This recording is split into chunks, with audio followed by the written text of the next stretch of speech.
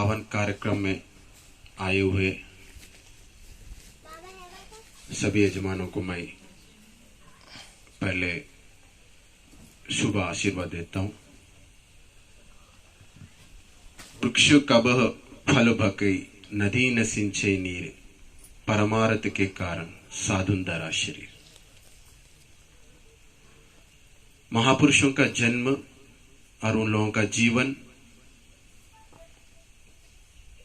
ये सारा समाज के लिए और देश के लिए, धर्म के लिए, उद्धार के लिए होता है।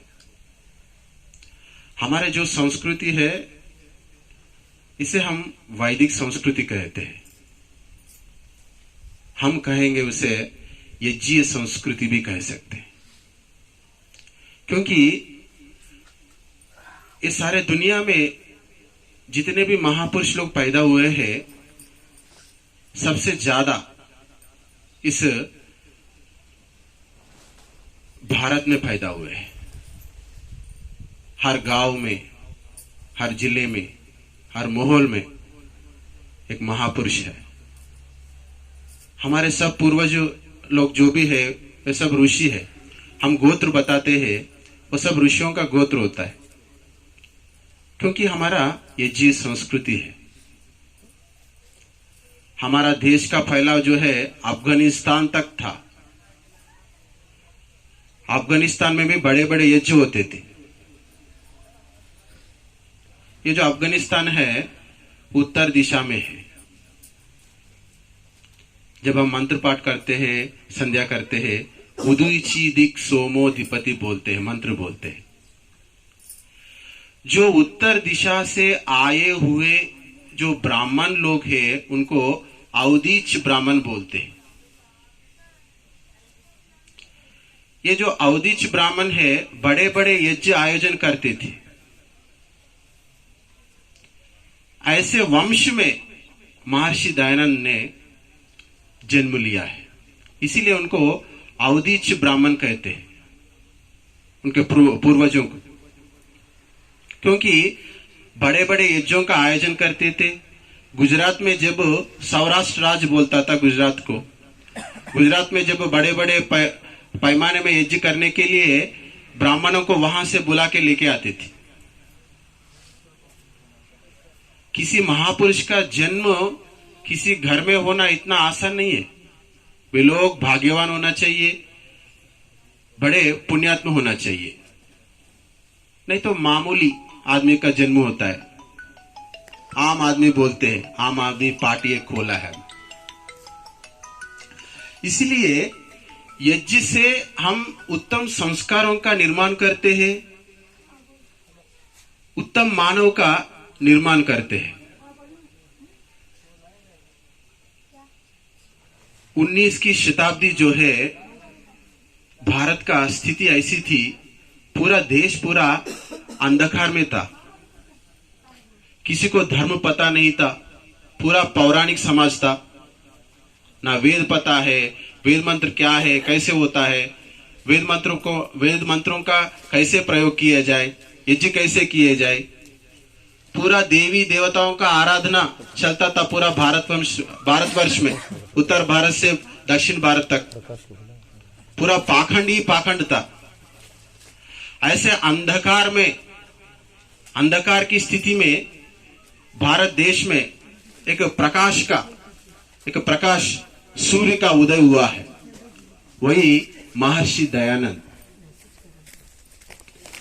महर्षि ने जब तक हमको नहीं बताएंगे कि ये वेद है, वो यज्ञ है, संस्कार है, वर्ण व्यवस्था है, आश्रम है, इन सब चीजों का आपको कैसे पता है?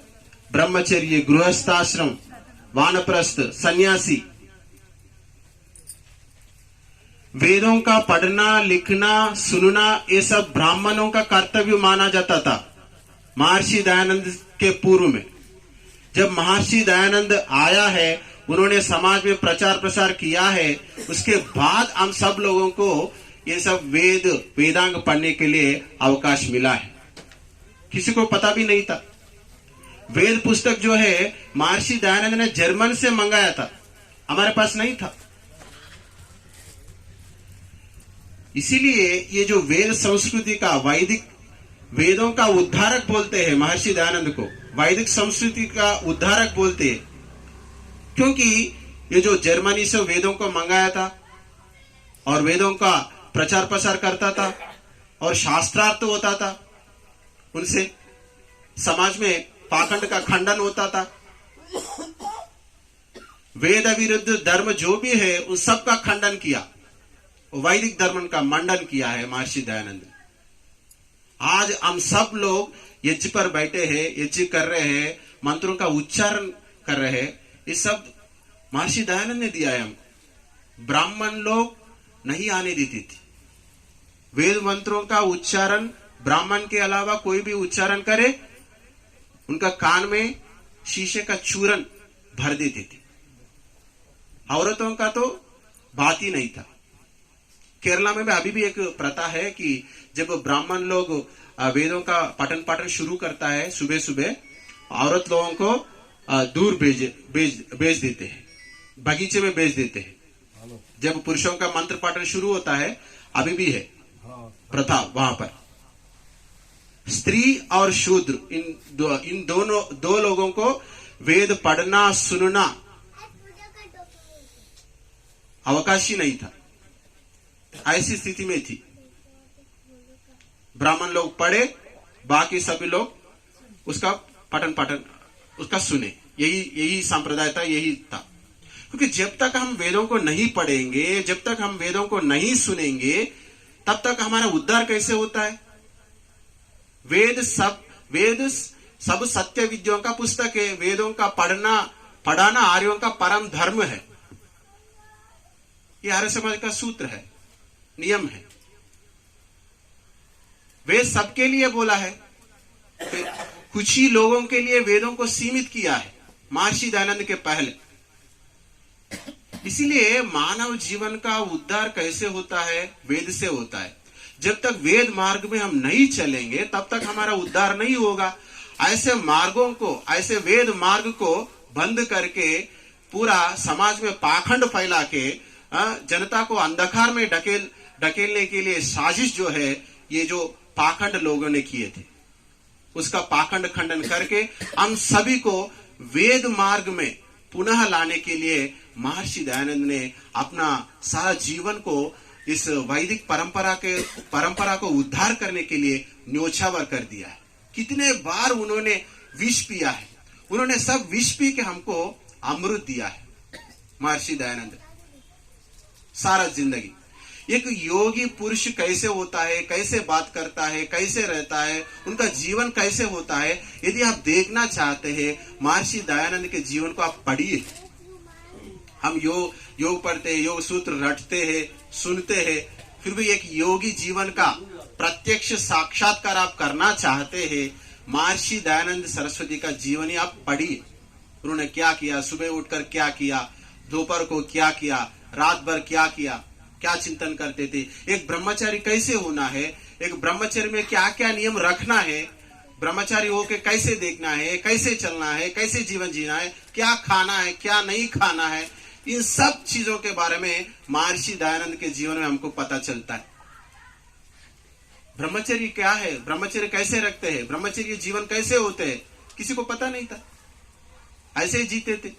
एक गृहस्थ होके एक नागरिक का दायित्व क्या है, उन्होंने अपने जिंदगी में क्या क्या काम करना है, क्या नहीं करना है, कैसे सोचना है, कैसे रहना है, कैसे जीवन बिताना है, इन सब धर्मों का गृहस्थ धर्म में कैसे पालन करना है, ये सब उन्होंने बताया।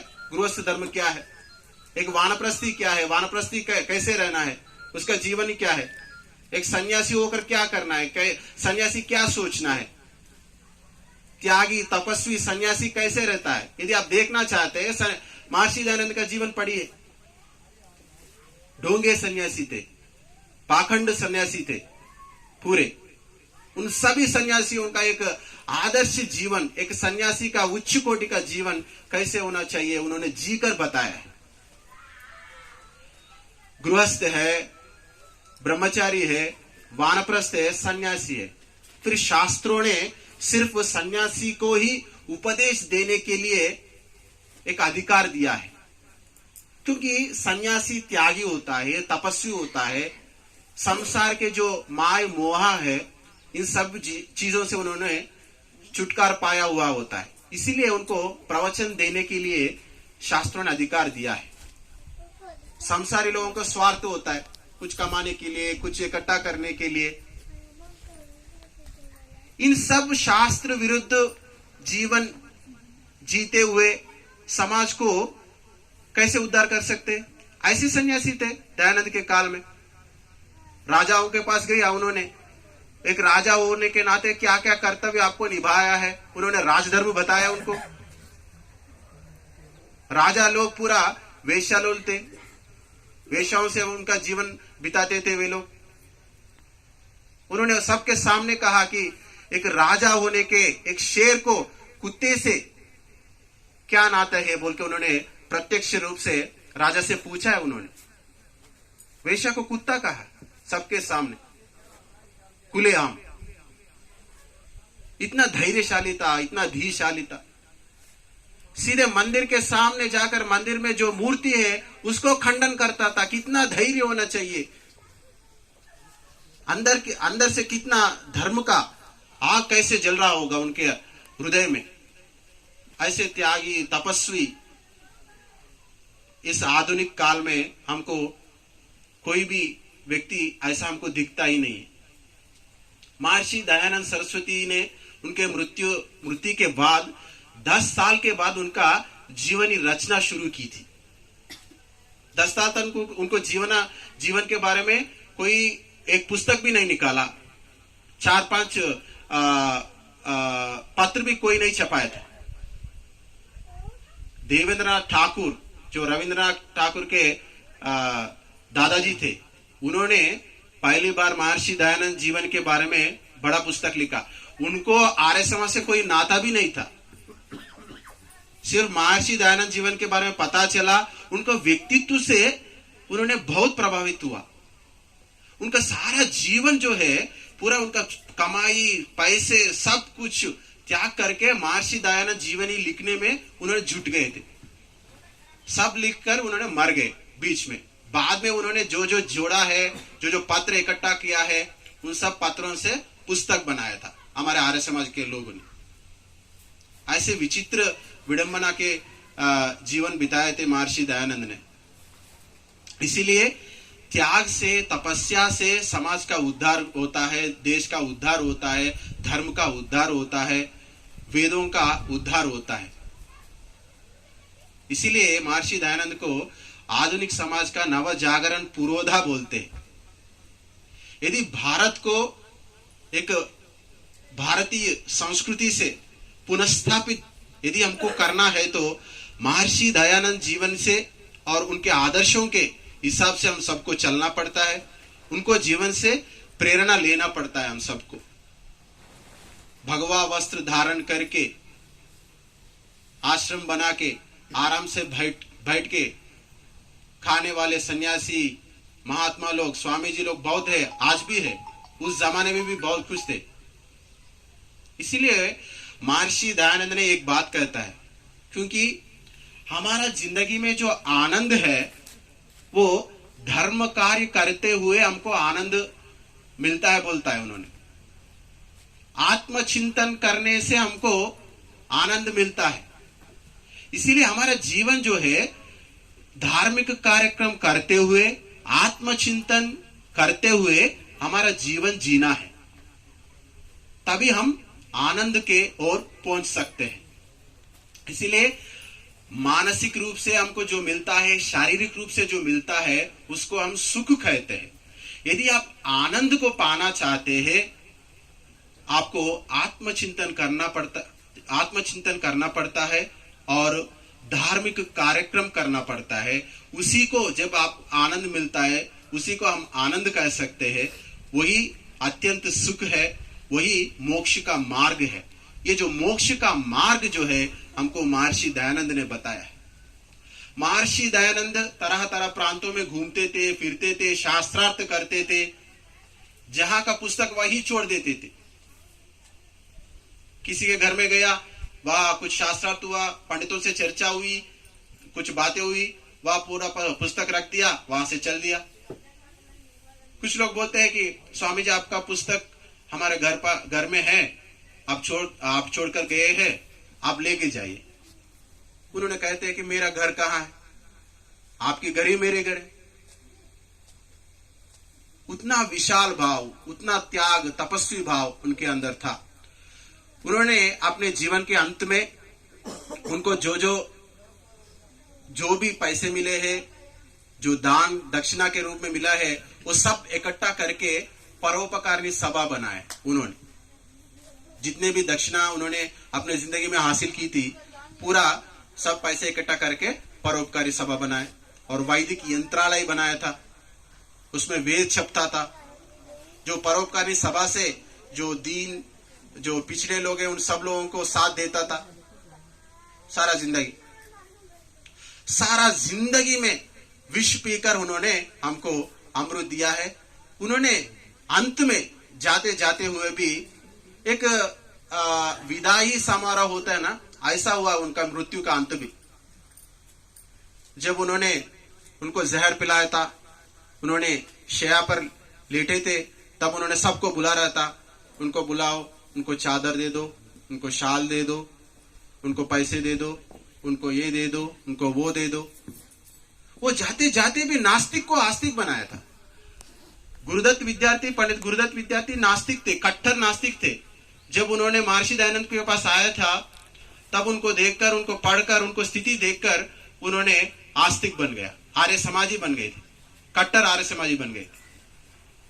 स्वामी श्रद्धानंद जीवन को आप ले लीजिए, वेश्यालोल था, बहुत कुछ अंट संट काम किए थे उन्होंने। उनको महातपस्वी बनाया, त्यागी बनाया था। उन्होंने गुरुकुल खांगड़ी खोला, इतना बड़ा विश्वविद्यालय खोले, क्योंकि जो गलत मार्ग में चल रहा था, जिसकी जिंदगी कीचड़ से भरा हुआ था, उन सब लोगों को उद्धार करके उन्होंने अपना जिंदगी से अलविदा लिया है। इसीलिए महापुरुषों के जीवनी से हम प्रेरित होना है, उनको जैसा हमारे जिंदगी को बनाना है। हमारे अंदर जो स्वार्थ है, संकुचित भाव है, संकुचित सोच है, इस सबको मिटा के हम सब अपने लिए जीते हुए भी परोपकार के लिए, समाज के लिए, देश के लिए, धर्म के लिए जब तक हम नहीं जिएंगे, तब तक हम एक मामूली आदमी जैसा जिंदगी जी के हम मर जाएंगे, मिट जाएंगे। हमको कोई पता भी नहीं चलेगा हम कब जन्म लिए, कब मरे। आप सभी लोग जानते हैं, सुभाष चंद्र बोस है, लाला लाजपत राय है, भगत सिंह है, इन सब लोगों का हम याद करते हैं। क्यों याद करते हैं? वे लोग त्यागी है, तपस्वी है, अपने लिए जिंदगी नहीं जिए। वे लोग कभी बोले अपने लिए नहीं सोचे, देश के लिए सोचा, धर्म के लिए सोचा। इसीलिए हमको इस साधु पुरुष से, इस सन्यासी से हमको यही प्रेरणा मिलता है कि हम भी त्यागी बने, तपस्वी बने। ओम धन्यवाद।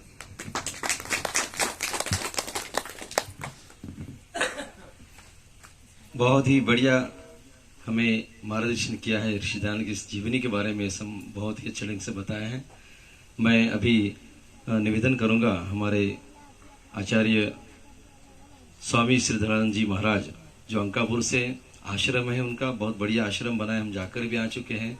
बहुत ही सुंदर, वहाँ पे हर महीना पूर्णिमा को यज्ञ का आयोजन किया जाता है। वहाँ पर बहुत लोग, वहाँ पर यज्ञ प्रेमी लोग आते हैं, धर्म प्रेमी लोग आते हैं, और वहाँ पे और वो पूरा आश्रम दान दक्षिणा पे चलता है। तो मैं निवेदन करूंगा, स्वामी जी का प्रवचन होगा, उसके पश्चात आप किसी को आश्रम के लिए चलाने के लिए, कोई भी वैदिक धर्म संस्कृति के चलाने के लिए, कोई भी कार्य करने के लिए धन की अत्यंत आवश्यकता होती है, तो आप दान धर्म भी आप अंतःकरण से आप दे सकते हैं स्वामी जी के प्रवचन के पश्चात। तो मैं निवेदन करूंगा स्वामी जी से कि आप मार्गदर्शन करें। ओम।